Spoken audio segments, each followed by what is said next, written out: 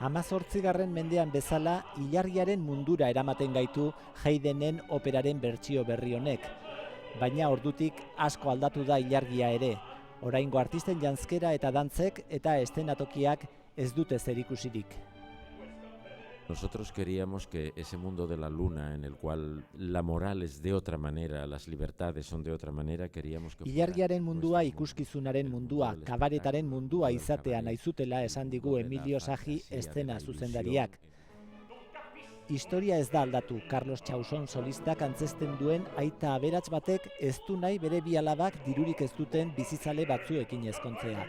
En todo este proceso se encuentra con uno de los amantes que se hace pasar por un astrónomo y le engaña de tal manera que le hace creer en un momento determinado que lo ha llevado al mundo de la luna, ¿no? 18. mendean idatzitako kantuei dagokienez, ondo egokitu dira kabaretaren girora. La música de la corte vienesa es una música inspirada todo en la danza. Bienako gorteko musikak dantzan du inspirazio iturri Jesus López Corbos musika zuzendariak azaldu duenez. Il Mondo de la Lunaren bertsio gaurkotua ostegunean estreinatuko dute Arriaga Antzokian eta larunbatean ere izango da ikusgai.